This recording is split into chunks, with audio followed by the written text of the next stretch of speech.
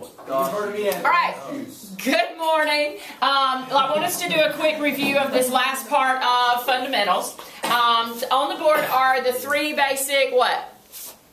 Economic Questions. And why should you need to answer these? Why are they important? That's what it's about, all of it. Okay. As an entrepreneur, you're the person who's taking what? Risk. The risk. All right, so if you're taking a risk, the first thing you have to think about is what is it I'm going to produce? Where did the best ideas come from?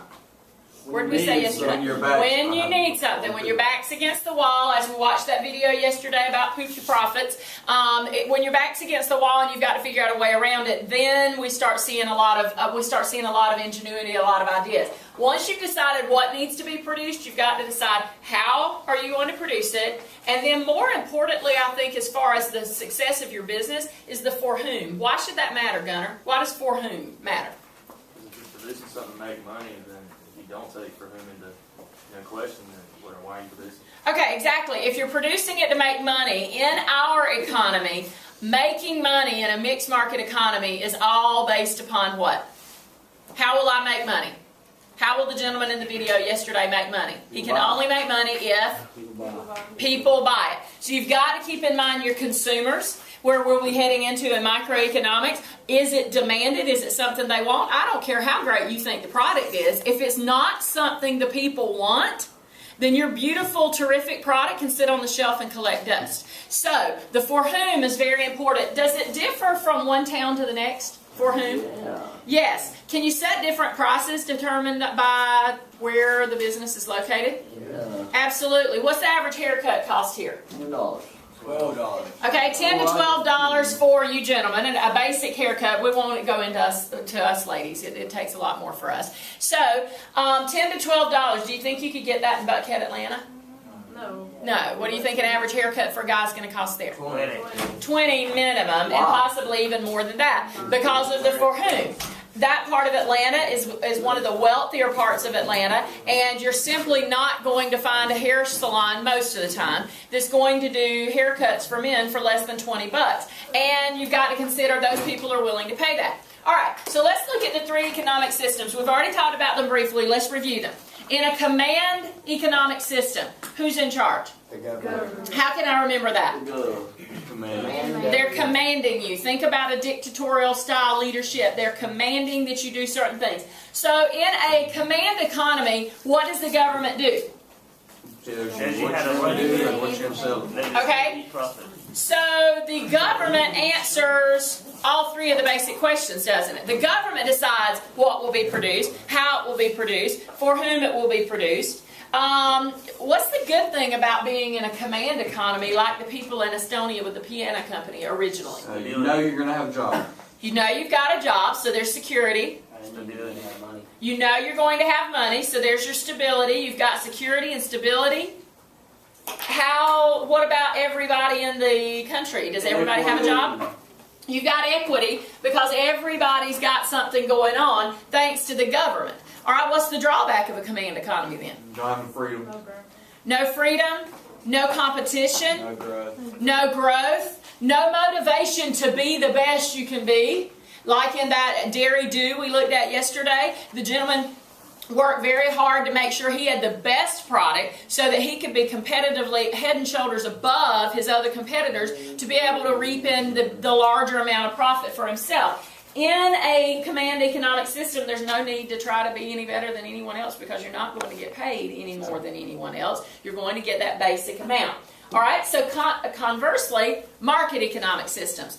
What happens in a market economy? How's that different? Every man for himself. It is every man for himself. What role does the government have in a market economy? Zero.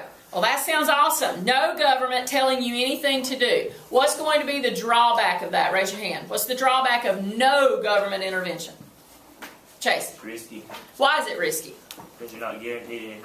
You are guaranteed absolutely nothing. You might come up with the best product ever known, and if nobody wants to buy it, so be it.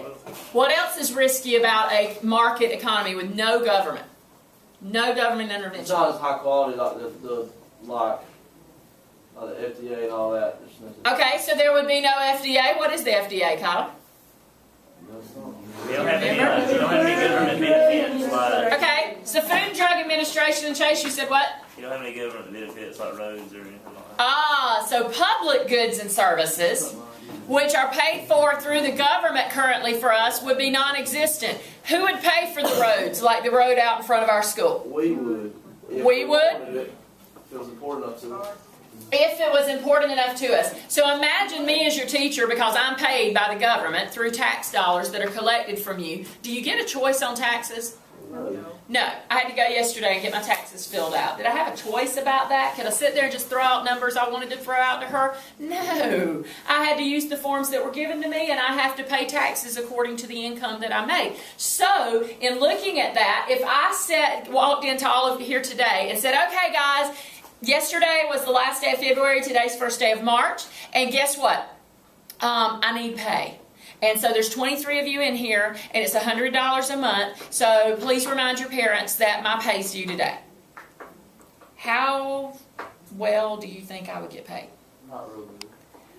Would I get some? I get How some. good of a teacher you are. Oh, depends on how good of a teacher I am, and it would also depend on another factor I can think of. The parents. Okay, the money that the parents may have, and it would also depend on how important is education to the parents. If education is important, they may be willing to set aside $100 to pay their economics teacher for their child.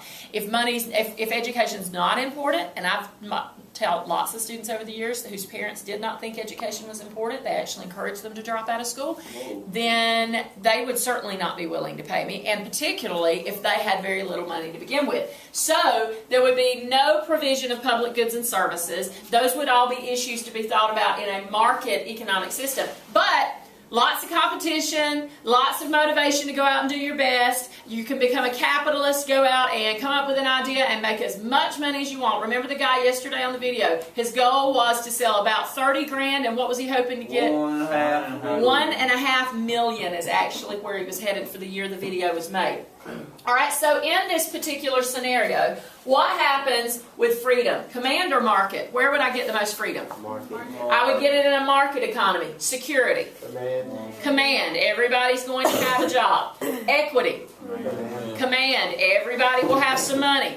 Is it equitable in a market economy? No. It's each man or woman for themselves. And as a result of that, we don't have equal pay. All right? Growth. Market. That's where we could really see a lot of growth. Efficiency. Command. And stability. Command. Okay? So, we have today a mixed economic system. Are we closer to market or closer to command? We're closer to a market economy. So if you look on this scale, you've got command, you've got market, and mixed is anything in the middle. We're here. How often do you think there are nations today in our world where I could find a command economy, where it's totally government controlled? Where would I find those? Okay, what do those countries have in common? Dictatorships and communism. So that's where I would find command economies, particularly under a dictatorship. All right. Do you think there's how often am I going to find a true market economy with absolutely no government intervention whatsoever?